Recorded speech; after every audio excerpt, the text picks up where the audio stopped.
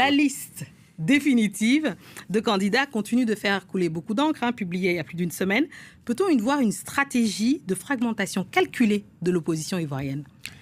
Oui, de toute évidence, c'est une liste effectivement qui est un petit peu cousue de fil blanc, qui est une liste taillée sur mesure également, pour que Alassane Ouattara puisse, avoir un boulevard vers son 4e mandat, et aussi, comme vous le suggérez fort justement, diviser encore plus l'opposition, puisque les candidatures invalidées, on les connaît, celles de Laurent Gbagbo, Thiam, mais aussi, il faut le rappeler, Afin Guessan, qui avait pu être en compétition en 2020 avec Bédier.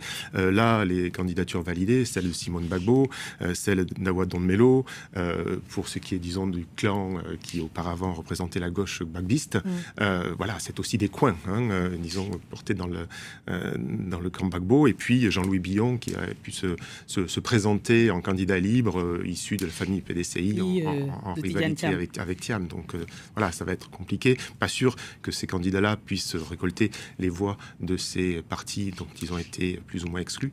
Mais en tout cas, c'est une des stratégies du pouvoir de toute évidence. Alors, quelle va être la réaction de l'opposition? L'alliance PDCI, PPACI marque une tentative de front uni face au pouvoir, mais est-ce que ça va tenir ?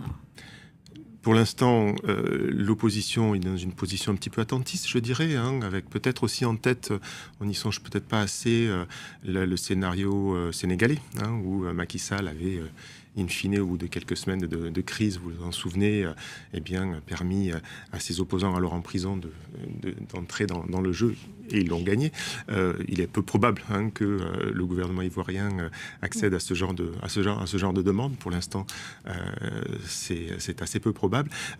Du côté, disons, au Sénégal, l'opposant était resté en prison et il avait été remplacé au pied levé. Et puis là, les questions juridiques et judiciaires sont tellement complexes et différentes aussi en Côte d'Ivoire c'est absolument improbable. Mais si l'on s'imagine effectivement une réédition des affrontements qui avaient eu lieu en 2020, il faut se souvenir de ce qui s'était passé en 2020 avec l'appel au boycott actif, à la désobéissance civile de l'opposition, qui avait quand même mis pas mal de gens dans la rue, ainsi que aussi, il faut s'en souvenir, la non-reconnaissance de l'élection d'Alassane Ouattara par le gouvernement l'opposition qui avait essayé de mettre en place un gouvernement parallèle et qui s'était soldé par de très très fortes répressions, de nombreuses violences, qui avaient une centaine de morts, 80 officiels, mais sans doute beaucoup plus. Est-ce qu'aujourd'hui on est dans cette configuration ? Potentiellement, vous le disiez, l'opposition s'est unie, les partis d'opposition sont unis, en particulier le PPACI et le PDCI, donc c'est une force de frappe qui est quand même potentiellement importante. Ils ont également créé ce mouvement Trop c'est trop, en essayant de surfer aussi sur la grogne sociale, sur des mouvements sociaux sur lesquels nous pourrons aussi revenir, qui sont très puissants également, enfin très forts. Il y a beaucoup de frustration sociale autour de la gestion du pouvoir, et on a vu lorsque des manifestations ont commencé début août qu'ils étaient capables de mettre des gens dans la rue. Mais est-ce que tout ça peut peser face au RHDP de Alassane Ouattara ? C'est toute la question. Moi, je crois que la question du 4e mandat, par exemple, mais n'a pas du tout été évoquée. Et assez peu opératoire. C'était, vous vous en souvenez, un élément central, la question des 3e mandats dans toute l'Afrique francophone et pas que. En 2020, ils ont essayé de mobiliser autour de ça. Ça a été relativement un échec. C'est le premier point. Donc ça risque d'être compliqué.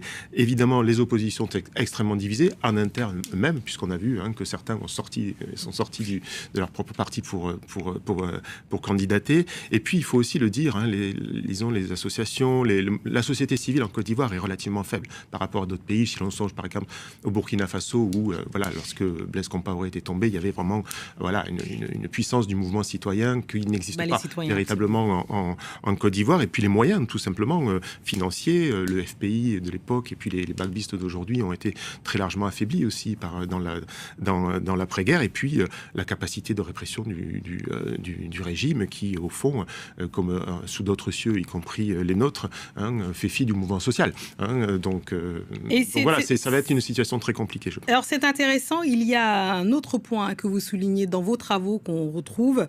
On souligne l'âge des candidats. On pense à Alassane Ouattara qui a 83 ans, même Gbagbo, même s'il est exclu, il a 80 ans. La question, ce que vous appelez la chorocratie, est-ce que vous pouvez nous expliquer ?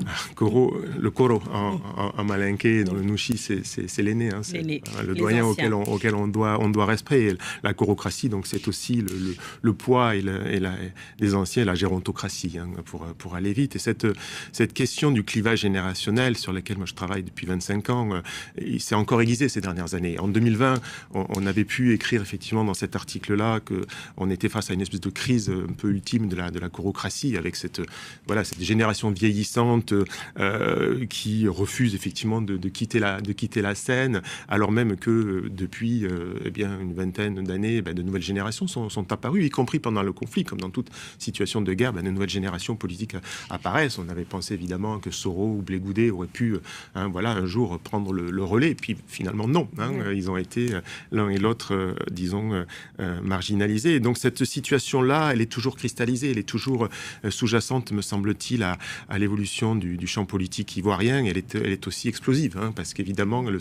elle se conjugue avec la crise sociale que j'évoquais tout à l'heure. Oui.